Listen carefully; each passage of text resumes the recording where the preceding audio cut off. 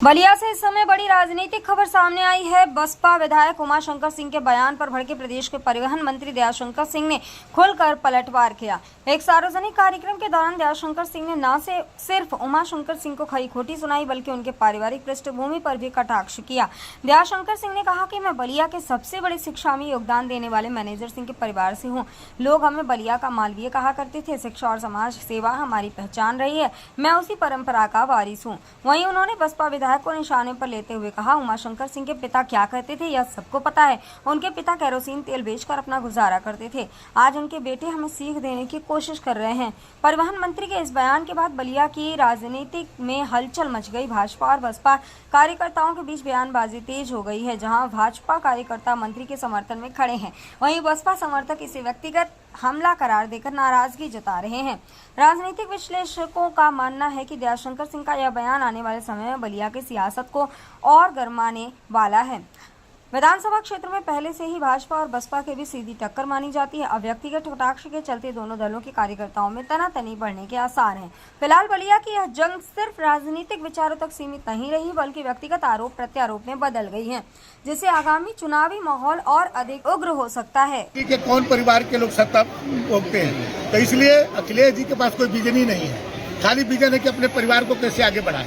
ये मोदी और जोगी के पास विजन है कि वो देश और प्रदेश को आगे बढ़ाना चाहते हैं। मंत्री जी, अंतिम सवाल, आज ईस्ट इंडिया कंपनी की बात ना हो तो अधूरा रहेगा।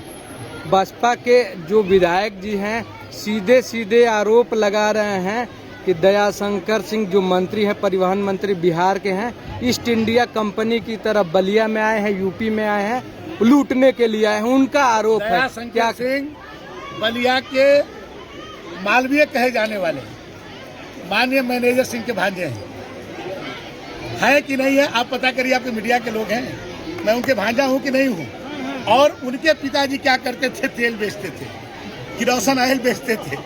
और मैं जिन परिवार से हूं उसको बलिया में मालवीय कहा जाता था। अब बलिया के शिक्षा जगत में सबसे बड़ा योगदान देने वाले मैनेजर सिंह का मैं भांजा हूँ।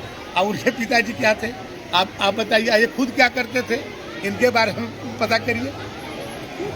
बलिया बलिदान दिवस होने वाला है। अब जेल तो है नहीं मंत्री जी, जेल की सौगात कब? जेल है और जेल का जो 2 एकड़ जमीन स्मारक के रूप में बनाया गया है। और मैं आप लोगों से अनुरोध करूंगा कि आप लोग निगेटिविटी की तरफ मत जाइए। बलिया के जो मीडिया है ना, स्वतंत्रता दिवस के दिन भी उसको केवल निगेटिव चीजें दिखती है। थोड़ा कम से कम बलिया के जो स्वतंत्रता संग्राम में बहुत बड़ा योगदान है, तो कम से कम एक दिन आप लोग थोड़ा पॉजिटिव भी सोचिए। बलिया में आप उसको पढ़े नहीं है शायद कि 2 एकड़ जमीन राष्ट्रीय स्मारक के रूप में अपने चित्तू पांडे जी के नाम पर वो रहेगा और जेल बराबर इसी तरह से वो खुलता रहेगा। तो आप लोग उसको केवल नेगेटिव दिखाते हैं, थोड़ा पॉजिटिव में आएगी। ठीक है।